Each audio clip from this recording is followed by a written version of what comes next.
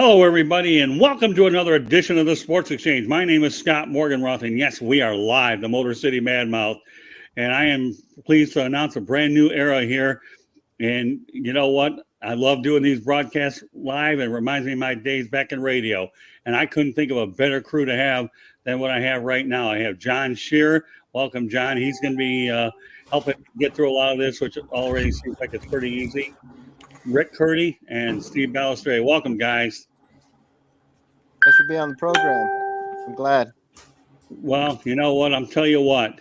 Okay, this is something that I've really wanted to do for a long time, and I look forward to working with it a lot more as the situation goes on. And tonight's episode is going to focus on John Madden's legacy. John Madden died on December 28th, 2021 at the age of 85. And, you know, when you talk about John Madden, okay, we're talking about a guy who had a coaching record of 103, 32, and 7 with a 750 regular season mark and an overall mark of 112, 39, and 7, 731. And, you know, I'll never forget as a kid watching him, okay, win his Super Bowl when he beat the Minnesota Vikings 32-14 on January 9th, 1977 at the Rose Bowl. And when I talk about the Rose Bowl, that's when the stadium held 103,438, and he retired at the age of 42, and he still has the most wins in Raiders history. So we'll uncover a lot more with John Madden a little bit later. But Steve, well, I guess anybody's old enough to appreciate John Madden, it's you. Oh, absolutely. Growing up, I mean, when I first started watching football, he was the coach of the Raiders. You know, I remember seeing the Raiders at Fenway Park in Boston. It tells you how old I am. And, you know, he was such a great coach. Then he turned into a great commentator on television. And now, you know, the game that all the kids play, and even a lot of the adults, you know, Madden, I mean, it's everything. And, I mean, he's the guy that made turducken famous. So I remember at the time I thought it was fake when they were talking about that. Turns out a turkey inside a duck, or a chicken inside a duck inside a turkey. So who knew? John Madden was famous in lots of realms. Well, he sure was. Well, you know, the nice part about talking about John Madden, it's one of those types of things that relates to generations, not just strictly football fans, right, Rick Curti? Exactly. You know, I never saw John Madden coach, but I remember him with his announcing. One of the best announcers ever, been around forever. And, of course, the video games, the new generation remember him because of the Madden and the Madden ratings. And, of course, you got the turducken and all that great stuff. So, I mean, it's amazing what he accomplished at such a early age. You know, he retired at 42 years old as a head coach and then went into broadcasting and is like one of the most recognizable faces, names, voices ever. So his legacy will live on forever, and it'll definitely live on with the video games. Well, John? Yeah, so I think when he retired, I don't know if he still has it, but when he retired, he had the highest winning percentage of any coach in NFL history. I don't know if he still has the highest winning percentage. I think he might still have it out of any coach ever. Don Shula, Bill Belichick, anybody. I think he might still have it, but at least when he retired, he did. So that shows you how impressive of a coach he was. And it's not just the accomplishments he had, but the teacher that he was. I mean, he was such a great teacher to his guys, and just the game of football, like in general, he revolutionized the game without even trying it. I mean, he was that important. He didn't just win a championship for the Raiders. He wasn't just Super Bowl winning head coach. Like, he transcended the game. Like, the way he taught was revolutionary. This was something we never really saw before. And then not to mention, you know, the commentating. I mean, he did the same thing when he commentated. Then he changed the sports landscape for video games forever. There's video games, more so the beginning of the Madden franchise. It kind of got away from him towards the end of the franchise, towards like where we're at now. It wasn't really him. You could see that it shifted after a while, but he transcended video games, commentating, coaching and the game of football. He did all of that, and that's just who John Madden was he just was a larger than life character. Yeah, without a doubt. Let me talk about some of the broadcast partners. Think about John Madden. Okay, he worked for all 4 major networks: CBS, Fox, ABC, and NBC. And some of the guys he's paired with, and Steve and I, we can remember some of the legendary calls. But when you talk about before Pat Summerall, that is, by the way, excuse me, he worked with Vince Scully, Dick Stockton, Frank Gleber, who most people don't know about, but I remember Frank was a great announcer, and then Gary Bender. And of course, he worked with Pat Summerall for 8 Super Bowls. And obviously, he worked with Al Michaels at ABC and, of course, NBC. And I'll never forget when John Madden called his final game on February 1st, 2009 was Super Bowl 43, Pittsburgh against Arizona. And by the way, fellas, I was at that game over at Raymond James Stadium. So you talk about a great last act. We're not even going to get into that game. But to think that, everybody seems to, their last games, of course, at Super Bowls. And that was a dynamite game. If everybody knows that game, realize that Ben Roethlisberger to Santonio Holmes and James Harrison, that 100-yard unbelievable run. But we'll even take it a little bit further, okay? And I want to talk about what John just said moments ago.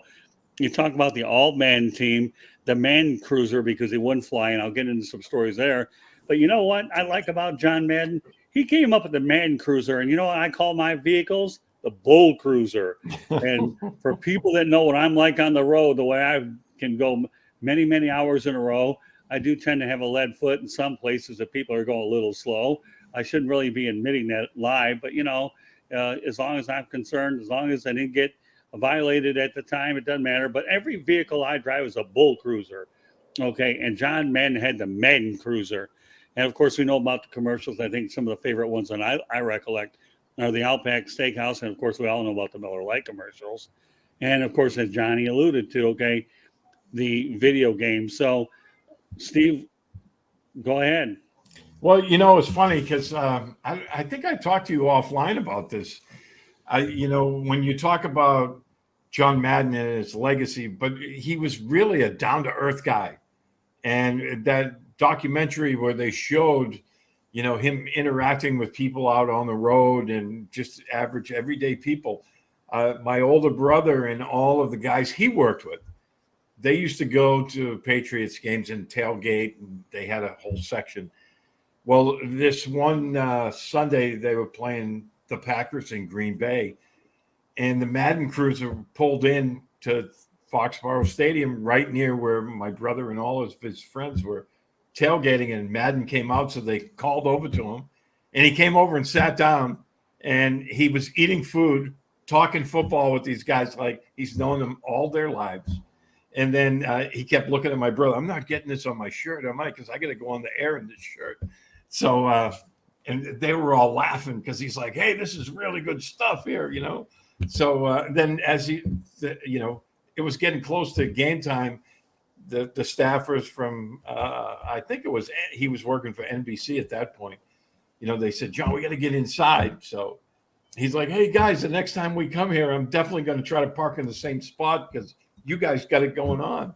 And I always remember my brother always talked about that as he was so down to earth. And the guy you saw on TV was the exact same guy in real life. He wasn't putting on airs. He was just that guy. And that's who he was. And that's one of the things that I really took away from, he was a down to earth guy. He even taught a class in college. It was mainly geared toward women, but guys signed up for it too, how to watch football on television. And, he talked about earlier, as a teacher, and he also taught college kids how to appreciate the game of, the NFL. And I just think his legacy is he transcends football. I think, across time zones, errors, whatever you want to say, he was just, part of the American fabric. I mean, we got used to seeing him every week on television, and he was at all the biggest games, it seemed, every year. Well, amazingly enough, everybody knows that he was a magician with the telestrator. He knew how to simplify the game for somebody that didn't know what the game was all about. He'd break it down. You talk about keep it simple, stupid. He certainly did it to the average viewer. And I know, John, you can definitely appreciate that. Yeah, definitely. I mean Tony Romo does a good job of doing that today. That's the closest I can see that that would be like that, where they make it make it easy to understand the people. I mean, we all understand the game of football when we watch it. We all understand what Romo's saying, but there's other people there's more casual fans that don't quite understand. But Romo does a good job, and Madden did a good job, really making you feel like, not making you feel stupid, but really teaching you, and that helps because casual fans are that's the point where they're either going to turn away or they're going to keep watching. And if you make it easy for them and you make them not feel dumb, like, they're more likely to stick around, and that's good for the game. That's what you want, is you want fans to be genuinely interested. So guys like that can help, take the time during a live broadcast to teach you. I mean, there's something to be said for that. Well, a long time ago, I bought a book that he had titled, "Hey, I wrote a book," and I think it's in paperback. I don't know where it's at, but I remember looking at it and knowing that he was jumping through someplace and talking about raving about doing it. I think he had a typewriter, if I remember right. I have to look for it. But when you talk about making a very difficult project look easy in the manner that he did, Rick Curti, there's no question that his animation of making difficult tasks look a lot simple, don't they? Yeah, exactly. I remember watching when I would watch football for the first time, and John Madden would be on there, and I didn't really understand the game. I didn't understand the terminology. I didn't understand any of that stuff, and he would break it down so easily with his plays, and always with his little magic marker there, and circling things here and circling things there, and what goes here and what goes there, and then you're kind of like, oh, okay, I see what he's talking about. So he like you said, he simplified it, he made it easier, and as the years gone on, I've now understand more of the game now with the plays and the terminology and what goes on, and that's all because of John Madden. People enjoyed watching him. They loved him in his commercials. He was just a larger than life personality, and I'm not surprised stories that I hear about him, that he was just a really laid back guy where you can just bump into him and talk to him, and he's like your best friend. So I think that's why so many people love him so much. Even my mom knows who John Madden is, and she's not even a football fan at all. She doesn't even understand the game. So I think when you can cross people like that, who are the non-football fans, I think that says a lot about you. Okay, so I'm going to ask each of you a question. Was there any particular commercial that you liked the best? Like or remember? Well, I don't know. The Tough Actin' Tinactin commercial probably stuck with me more than any. I like the Miller Lite commercials. Yeah, me too. I'm with the Miller Lite. But you know what? I could probably use a little Tinactin right now. But I'm with you. I mean, but yeah, no, I'm with you, Steve. Us old geezers here like the Miller Lite ones because remember, and I think what's so fun about talking about John Madden with all of us is age ranges are a little bit different amongst all of us, and you talk about a generational type of thing. That's what you ended up looking. I was never into the video games. I wasn't that smart enough. The only video games I remember years ago were Atari when I played them, or I took those little handheld ones that you could play, in, whether it's Tetris or that little football game. But I was never into the Madden games. But I know full well now he is at the all Madden team, and you name it, he's taking his marketing things to the levels that are incomprehensible for sure. So Rick, and he still wore that silly sideline pass that nobody wears. It's like somebody wouldn't know who John Madden is. Bill Belichick mentioned that on the documentary, and it's like, and John would always wear that silly NFL issued sideline pass, like no one knew who John Madden was. And they showed clips from all the games, and he'd have it on his belt, and it's all flopping around there. All right, let's talk about his aversion to flying. And it was interesting as I was preparing for the broadcast tonight. I was always wondering about it. And well, the reason why he became this way is he lost people close to him on October 29th, 1960, when Cal Polytech State football plane crash claimed 16 people. But actually, that wasn't what turned him off with flying. What ended up happening was in 1979, he had his first panic attack on a flight that originated in Tampa, and he never flew again. And as a result, because of that situation, you got the Greyhound lines supplied him with a Madden bus, and we all know it turned out to be the Madden Cruiser. And he never called a game, believe it or not, in the Pro Bowl or outside of North America. And so whether it's preseason games or what, once he decided to make a decision, I'm not flying, forget London and forget Hawaii, and those are places most of us would want to go. So what are your thoughts, Steve, about that? Well, as somebody who's crashed in an aircraft, yeah, I certainly can sympathize with his feelings there. So, yeah, I mean, it's there's an aversion to flying that I totally get that. I mean, I don't like to fly anymore myself. I still do all the time, but I don't like to. So, What about you, John? What about you, John? I can only imagine how long the trips to these games must have taken compared to flying, which is a lot quicker. Riding in a bus, I can't imagine like how early he must have had to have left. Whether it be on a Thursday or a Wednesday, or it's a lot earlier than flying out on a Friday, to go to Green Bay or whatever. So just thinking about that is like, man, he spent a lot more time on the road than he had to because he was in a bus as opposed to in an airplane or a jet or whatever. Yeah, I used to see pictures of little buses. If I'm going to go out there and go in one of those buses there with all the little bells and whistles, Rick Curti, and I guess I don't mind driving all over the country either. Would you? No, I love to travel. It's fun, and I've actually taken a Greyhound cross country. It's fun. You go to all these different states and stop everywhere. So I can understand why he did that. I don't like to fly either. I hate flying. I recently flew during the summertime when I went to Los Angeles for a couple of weeks, and it was the first time I flew in a long time, and I don't like it at all. So I can understand why he didn't fly. But what's amazing is that that he was always there at the games, no matter what.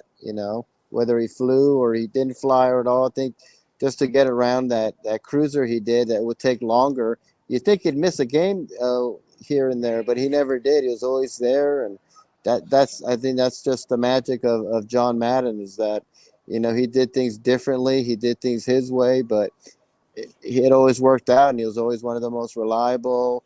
And like you said, he worked at every 4 major networks. So he's truly an amazing person, and so but I'm like with the rest. I really don't like flying at all. Well, let me tell you this. The only time I really took a Greyhound bus after an initial trip from Daytona to Fort Lauderdale was when I went from Fort Lauderdale, Hollywood area all the way to New Orleans. And I was going there for the NCAA Final Four in 1982 with Michael Jordan when North Carolina won it all. Now, that was a great trip to New Orleans. Went there with a good friend of mine. And I knew what a Pat O'Brien's Hurricane was. I knew what I knew what Georgetown and North Carolina was like, and it was a great Final Four, one of the greatest Final Fours ever, but it took a full day. So if I'm going to go ahead and go anywhere, people that know who I really am will tell you that I'll drive all over the country. Now, because of COVID-19, I've been very hesitant to fly nowadays because I'm not comfortable. I don't know what I'm going to run across. And I've always liked to drive because I have more control over my destiny. I don't have to worry about security checks, luggage, and so forth. So I can appreciate where you're coming from. And as long as you have a nice cushy thing like he did, more power to him. So let's talk about some of his awards a little bit. We all know about what he did with the Super Bowl, but he was a 12-time Emmy Award winner. 1984, he was voted National Sports Media Association Sportscaster of the Year. And I happen to belong to NSMA. I'm a member, and a proud one, I should say. Yahoo, he was regarded as one of the top 50 all-time network TV sports announcers. And in 2002, he won the Pete Rozelle Radio TV Award winner. If that wasn't enough, let's add a few Hall of Fames to the whole thing. He's in the Bay Area Sports Hall of Fame in 1991. Should be of no surprise there. The Pro Football Hall of Fame in 2006. The California Hall of Fame in 2009. And back to NSMA 2010.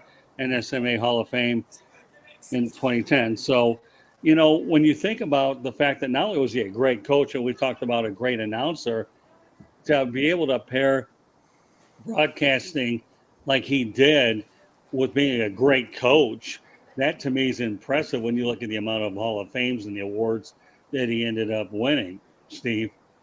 Well, it's funny because I don't know what took the NFL so long to put him in the NFL Hall of Fame.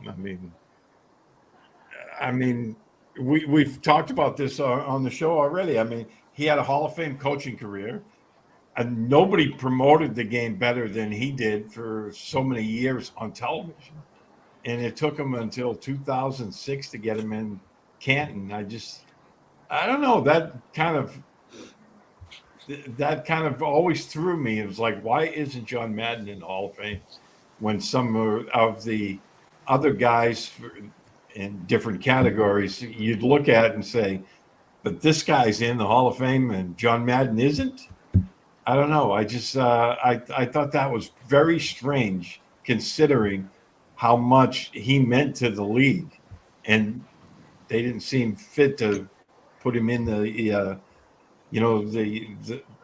hall in Canton. I just didn't get that. Yeah, I'm kind of blown away by that. What do you think, John?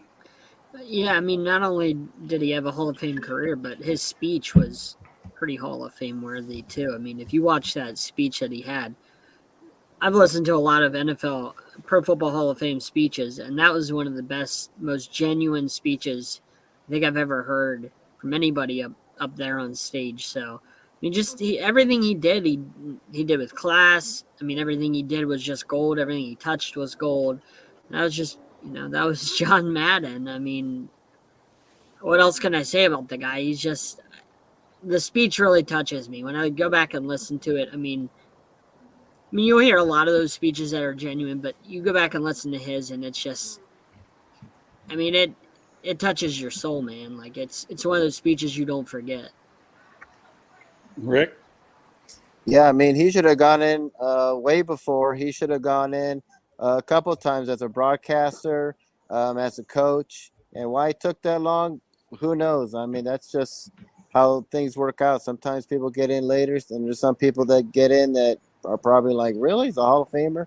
But to me, he's a first ballot Hall of Famer multiple times as a head coach and as a broadcaster. He's one of the great legends, and he's just an amazing person.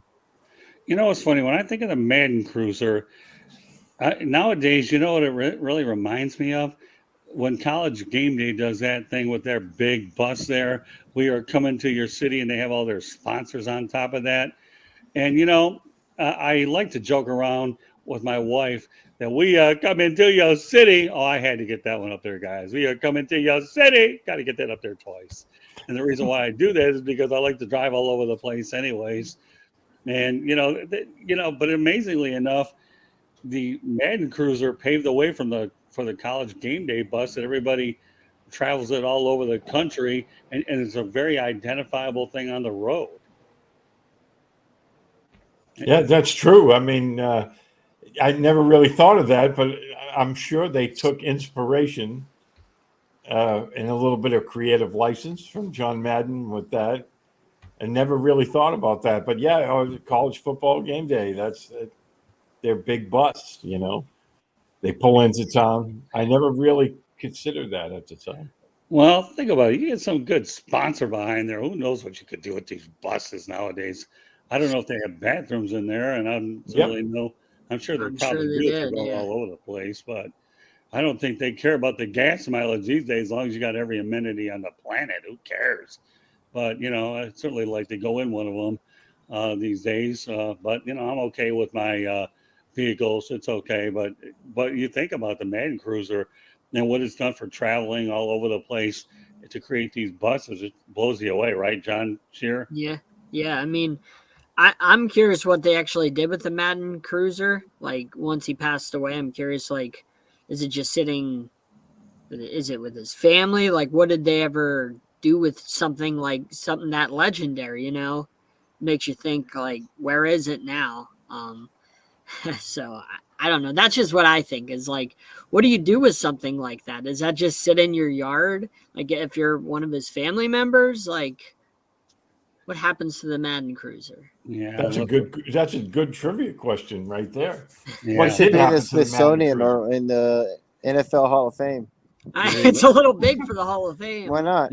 Put in a little section by his own little section. It said, "This is the official John Madden Cruiser. The man drove everywhere with us." Yeah, well, John, you've been in the Hall of Fame. I haven't been there yet. It's a little bit big. It's a little bit bigger than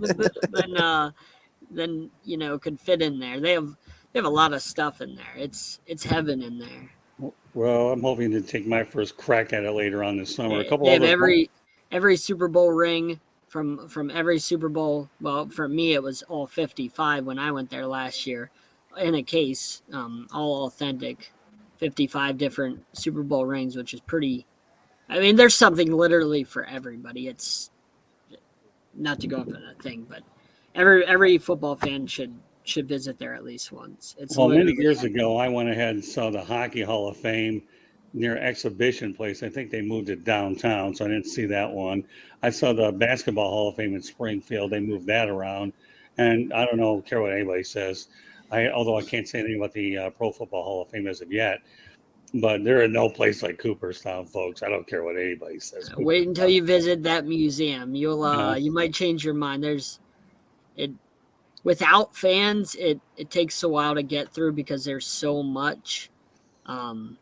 They have this like Hall of Fame movie theater. It's like, I don't know. I don't want to ruin it for you, but once you go through it,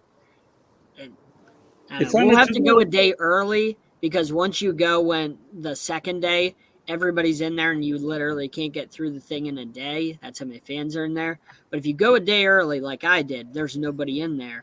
You could just walk around all you want. You and I will have to do that. So that way you can experience that's one of the things. It's on our to-do list, John. We've already talked about it off camera here, that it is on the to-do list. A couple other points I want to address here tonight. Number one, obviously, the folks of Oakland had a memorial service on Valentine's Day. I believe it attracted around 2,000 people over at the Oakland Coliseum. I ended up getting the press release from NFL Communications. So it was good that Oakland had its own tribute to him as well. Why not? He was iconic in the area, and he's obviously the best coach ever in Raiders history. Any thoughts? And the comment by his wife was pretty good, where she said, Oakland needs a football team. Well, keep them. They had it. You keep it. Yeah, we don't see Rick. Lost it. They keep them. That's that's the city's fault. They lost their basketball team too, and they're probably going to lose their baseball team. So, go talk to the city. Go talk to the city council. They're the ones causing it. Yeah, they decided not to upgrade that dump of a stadium. So I've actually been to that stadium. Steve, have you ever been to the Oakland Coliseum before? I have, and it's almost as big as a hole as the Patriots' old stadium was. Yeah, I was actually there covering the Detroit Lions game, and I got to tell you, the first time I went in the Oakland Coliseum, it was a pretty intimidating place with all those black and it was like no other. That's for sure. I think when you walk in there, dress up like I don't know, like some out of Road Warrior, with Raiders jerseys on. Well, it's pretty impressive. So yeah, impressive, intimidating, however you want to say. But it's a dump. The Coliseum is a dump. Well, we know the Coliseum's a dump. It's when you're around those people dressed up in those outfits that make you a little bit nervous. Well, I mean, it's been documented, I think, by MLB players that there's sewage and rats running around in the dugouts during games and things like that. I think it's been documented, those type of things, visiting teams have experienced that in their dugouts. So it literally is a dump.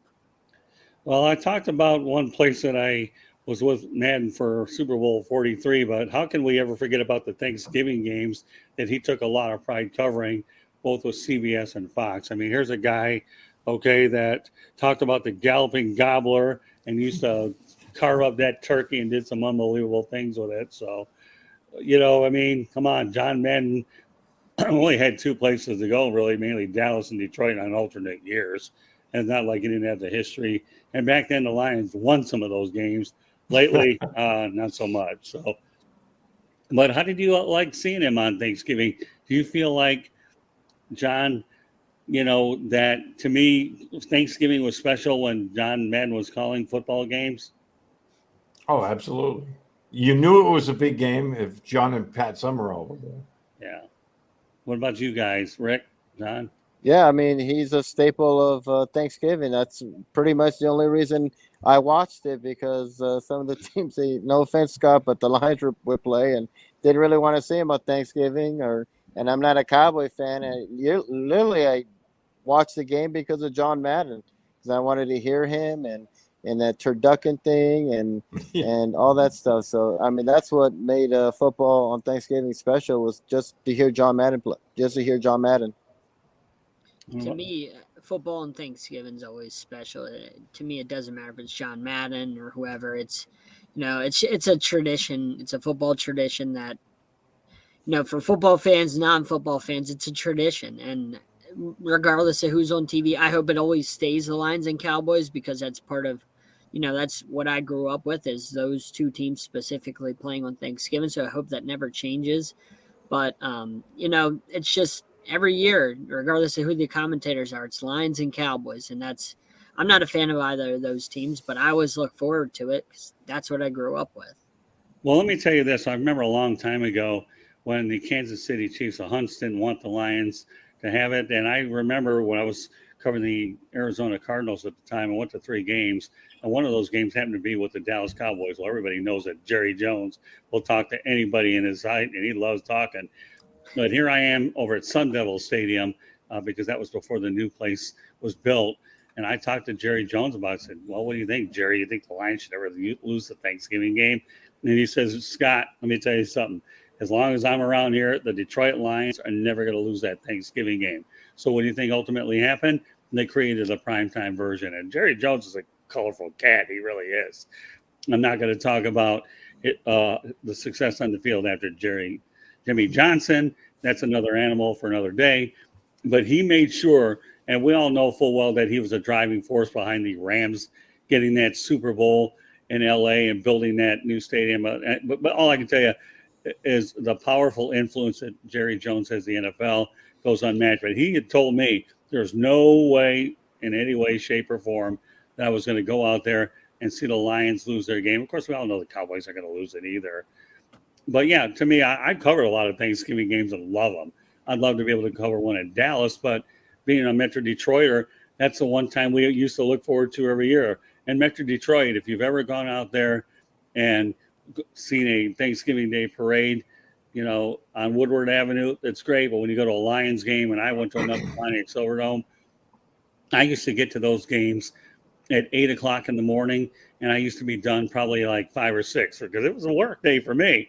Well, everybody did their own thing. I'm not going to get into all my horrific turkey cooking stories, although maybe I will once when a friend of mine out in Kansas City and I broiled a turkey, could have shot baskets of that stupid bird. But we were just soliciting opinions how to do it. But with all due respect, yeah, John Madden, the way he did the turkey thing was unbelievable. So, guys, I mean, I don't think there's any better way to have our first show here live than to talk about an iconic person like John Madden. So with that said, okay, Rick Curti, why don't you let everybody know how they can get a hold of you? You can contact me on my website at www.charlottebats.com. My email is cltbatsbaseball@gmail.com. I'm also on Facebook at Charlotte MLB and Charlotte Bats Baseball. I'm also on Instagram at Charlotte Bats, Twitter at Charlotte Bats Baseball, and I'm also on LinkedIn under Rick Curti. All right, Steve, take it away. Yeah, I'm on Twitter at SteveB7SFG. I'm also on Facebook, Instagram, LinkedIn at Steve Balestrieri. And I write for PatsFans.com. We do a podcast there. I do another one called One Patriot Place for E2G Sports. And I'm a national security columnist for 1945.com. So if you ever want to read about politics and military affairs, you'll find me there. All right. Well, John Shearer.